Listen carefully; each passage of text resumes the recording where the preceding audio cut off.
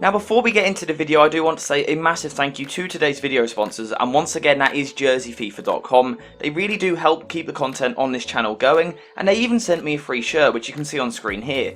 And as you can see, I got the new Manchester United home kit, and genuinely the kit really is top quality. I highly recommend their products. So make sure to get in a link in the description down below, and now if you use code jerseyfifa at checkout, you'll get 10% off your order. You get a great football shirt and you help support the channel, which I really do appreciate massively. So over the past week or so, the Real Madrid players have been arriving back for pre-season and taking part in their first training sessions of the summer. So I thought today we would start to take a look ahead to the upcoming season and how they're going to set up. Basically, the main thing I want to do is look at how the team is going to set up, not too much from a tactical point of view, but more in a sense of trying to figure out how you fit all of these incredible players into the starting 11, because it is actually quite difficult. So we'll start off in goal, and I don't really think there's too much need for a conversation here. Courtois is clearly Real Madrid's best goalkeeper, he's one of the best in the world, he was brilliant last season and there is no need to change this at all. At left back the situation is a little more complicated. Last season Alaba played as a centre back, however because of one of the signings that Madrid have made at centre back, I now think Alaba is going to be starting at left back instead of Ferland Mendy. Now if that is the case, then the player taking Alaba's position will be Antonio Rudiger. Rudiger obviously recently joined the club after a brilliant season with Chelsea, where he played on the left of the defence, so it just seems to make sense for him to come in here. At right centre back I don't really expect any change, and I think Eder Militao will be starting once again. Now last year it felt as though Militao took a big step in establishing himself as a top centre back, so I think it's an exciting season for him. At right back I once again don't think we're really likely to see any changes, and due to the lack of transfer activity I'm assuming that Carvajal will be starting once again, and I think he'll be hoping for a more effective season than what he had last year. Now that's the defence done, and I'll be honest, as we move into the midfield it becomes a little bit impossible, but I'm going to name the three that I think will start the season, and that starts with Casemiro starting as the holding midfielder yet again. At left centre mid, I'm again assuming that Madrid won't change too much at the start of the season, and that Toni Cruz will be first choice on the left. However, I do think he is a player that is really at risk of losing his spot as the season progresses through the months. On the right, I think the situation is a little more straightforward, simply because of how integral Luka Modric was last season. So again, I think he will be the starting right central midfielder, and I think he'll hold his spot for most of the season. Now if this is the starting three, then Real Madrid will obviously have a lot of quality in the midfield. This is one of the greatest midfield trios we have ever seen, and they have won the lot at Madrid. However, there will be challenged for positions this year. Now one player that will be desperate to make an impact is Aurelian Chuamini. Now Chuamini is a player that I am a massive fan of, and when you sign a player for about £70 million, I think you assume he'll come into a team at some point quite soon. Another player that we're hopeful is Kamavinga. Now Kamavinga doesn't have the price tag to live up to, however he has already set the bar incredibly high for himself with his performances last year. He is now ready to play a key role. The same can also be said for Valverde as well. Now Valverde is a little older than the other two, but if I'm being completely honest, I think he has a harder task to get into the first team simply because of Modric playing in the same sort of position. In the attack, I think it's fair to say that there isn't as much competition, and one player that seems like he is a guaranteed starting spot is Vinicius Jr, simply because he is truly a world-class player, and he really showed that last season. Another player that showed his quality was Rodrigo, and I do think he'll be the right winger this year. Now naturally Rodrigo prefers to play on the left, but his best chance of getting into a team is certainly by playing on this right flank. And then of course finally up front there is absolutely no doubt Kareem Benzema is one of the best players in the world, and there is absolutely no doubt in my mind that he will be a key player once again as we move towards next season.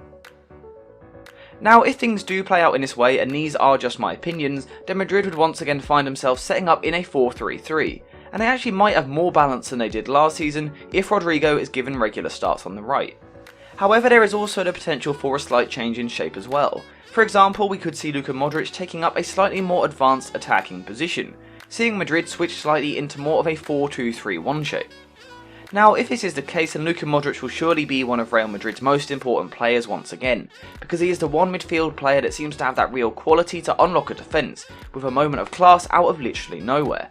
Now obviously this shape would also put attacking demands on the wingers as well, and to be honest I think either way the wingers are going to be crucial this year, so perhaps Rodrigo can get his standout year like what Vinicius had last season.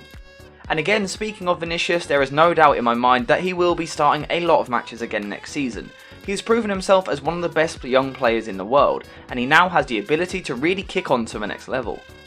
So whether it's a 4-3-3 or a 4-2-3-1, I think we would see Madrid approaching things in a pretty similar way to how they did last season. However, there have also been a few talks this summer suggesting that we could see a new shape. Now the shape that has been spoken about is a sort of 4-4-2 shape, and obviously for this to happen there will be some changes in personnel, and I also think we'd see Vinicius moving position and going up front alongside Benzema. Now for this shape to work I think we would need to see a slightly more defensive option on the right wing, and based on what we saw last season, I think Valverde could be the perfect player to come in and play on this right hand side to offer balance. If this was to happen then it would mean that Rodrigo would get to play on the left hand side, and for the first time in his Madrid career he would finally get to play in his best position on a regular basis, and it could create a nice attacking dynamic. Obviously this would then leave Vinicius and Benzema to play as the front two. Now that would be a slight change from last season, but importantly it would allow the two of them to play nice and close to each other because we know how well they linked up last season. If this is the case and Ancelotti asks these two to stay further forward and quite central, then what we could see is a truly devastating counter-attacking team next season. They were good last year, but this could actually be even better. Now whilst this is exciting, I still think it's important to make sure that someone like Vinicius is given the freedom to play how he did last season, but with Benzema playing up front, he should be given the freedom to play in this way still as well. And then obviously if that's the case then Benzema will be the main man once again. Repeating what he achieved last season will be challenging, because everything he touched turned to gold, but personally I'm confident that he can do something similar again.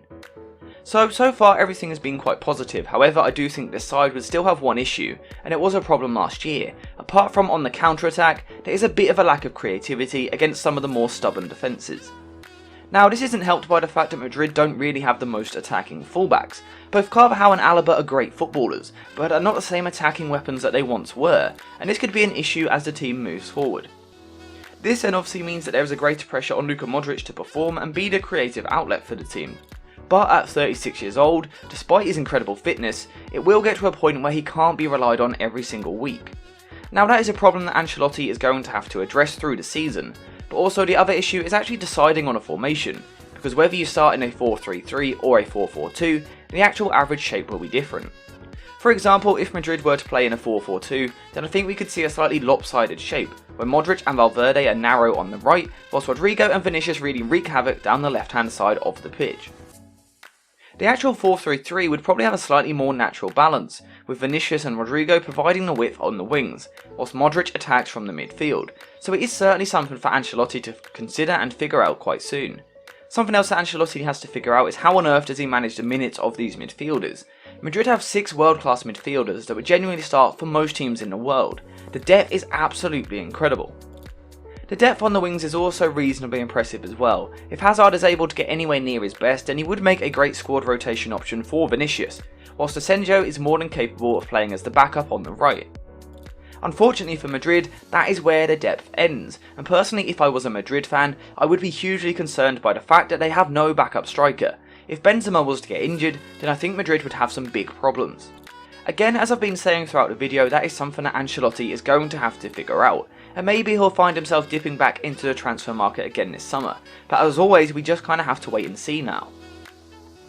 Personally, I'm really intrigued to see how things are going to play out over the next 12 months. Madrid have come off the back of an incredible season, and have strengthened their squad again, so they will be confident that they can go again and do even better than last year.